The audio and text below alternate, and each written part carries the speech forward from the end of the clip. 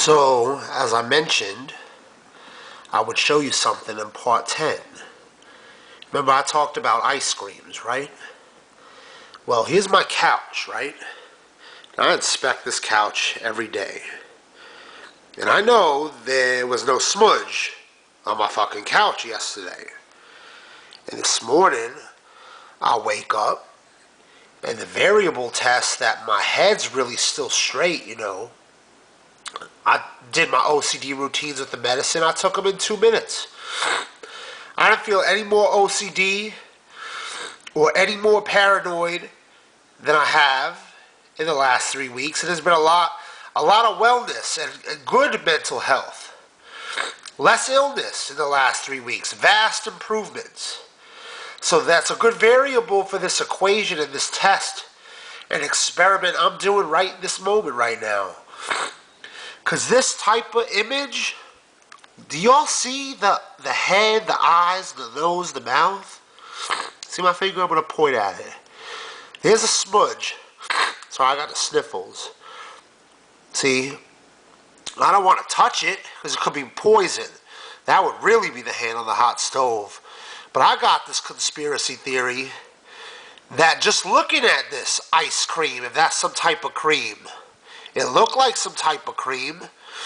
Just looking at it as the head on the hot stove.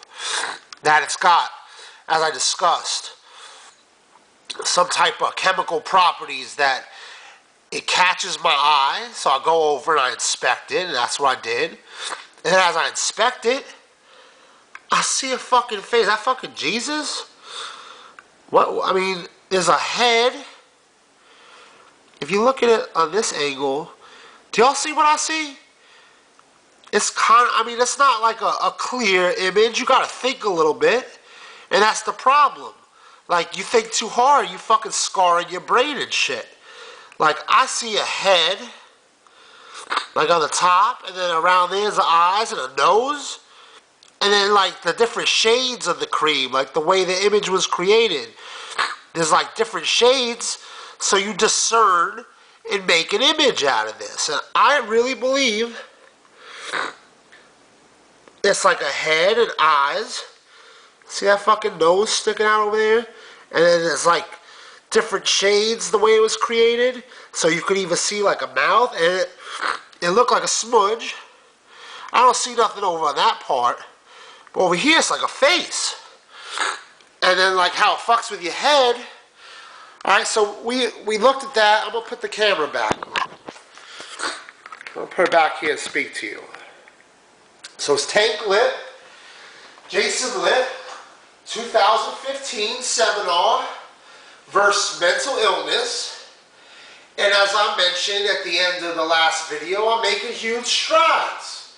Like, despite all the elements of all this, all the layers, and I haven't even given you a half of it.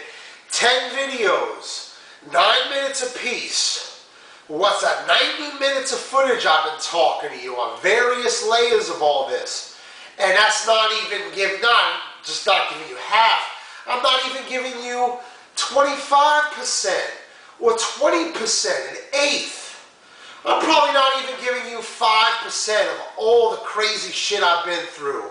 And then the crazy thoughts and illness that has occurred because of shit. And whether it's real or delusional, the experience has been very real because this is how my mind has been trained to think in these crazy ways. But I'm forever trying to get better. And I've been misguided at times on how to protect myself. And I learned the moral of the story is, like I mentioned, there's a lot of beauty in this life, even though it's been feeling like hell for a long time. And even if this is really hell, it is still love, and you can love someone, and how beautiful that is. You could even love in hell, and you could love your life in hell, and enjoy things. There's still pleasure that can be arrived and achieved and received through the pain. And in fact, you need pain to understand what is the joy and the pleasure in a way. Like that comparison, to contrast. You almost need the struggle, and that's just a characteristic of life on some deep shit. And like the moral of the story, like if I do make this the last video of the seminar, I want you to know, like through all this confliction, I'm conflicted, I'm afflicted, suffering. It really, you go in vain if you don't learn something from it. So I want you to learn something from what I've learned, is that I've been on this mission to like prove to myself and get answers, prove to the world that I'm not just sick for no reason. I don't just have mental illness for no reason. Blaming things, people, entities, groups, conspiracy theories, that it wasn't just by chance that genetics that this happened to me. That I'm not so fucked up and crazy for no reason. It was done to me. Well, what do I really accomplish? I've tortured myself trying to prove that, and have I even really proved that? And so, getting out of the mental illness that has become very real, whether it's been done to me, I'm mentally sick. So there's a mental illness in various things. The anxiety and panic that's come from it, the paranoia, the obsessions, the compulsions. Like it's all been very real and it's been torturous and I've suffered. And like, when does the suffering stop? So you just have to let it go sometimes. Abandon the paranoia, then you can abandon the obsessive, compulsive OCD routines. Just keep your mood stable, your bipolar stable. You let it go, you just try to milk from life as much joy as possible. Because at some point you're going to die, and then you really die in vain if you never got to live. It's just a death within a death. And that's kind of the moral of the story. And so I've been learning that more and more recently. In fact, the last 3 weeks been monumental. And so I'm taking my meds in 2 minutes, 7 pills in 2 minutes instead of 10 or 20 minutes. Paranoia, meaning something irks me, I just let it go. I don't sit and think and have dialogues and conversations with myself about something that occurred while I'm sitting on my porch in an odd vehicle that approached, and talk to myself like I'm talking to ghosts and shit, like about what's occurring out there. Like I just let it go. And a dialogue, I mean, you're just like dying. It's a conversation of death, and you want to get really intricate and analyze what even a word means. Like that kind of internal dialogue, you're just dying inside while the rest of the world's out living. If everyone else is reacting in a more normal, mainstream way, like why shouldn't I too? Like, does anyone else inspect their medicine? No, they just pop it. And maybe they're not going through what I've been going through. Maybe people ain't breaking in their house. But even with that said, even if that was true, that people have really been breaking in my home for a long time, coming in now and getting away with it. Like, that is torture, but why torture myself on top of it? Like I'm not dead yet? Like, if they wanted to really kill me or poison me, wouldn't I be dead already?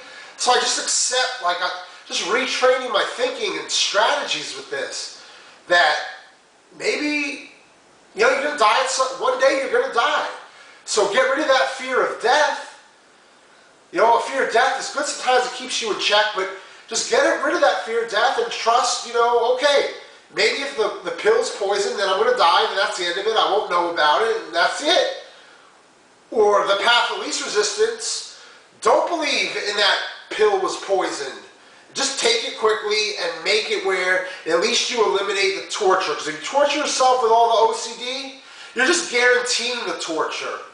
Take the chance. Live. Take the risk of just popping that pill in. And, everything else that could apply the same philosophies. And live your life without the stress and anxiety and the fear. And then, chances are you're not going to die. At some point you're going to die, but probably not then taking that pill. So all that effort and torture put in to make sure the pill is safe, it's pointless. So I've been learning that more and more, and life has become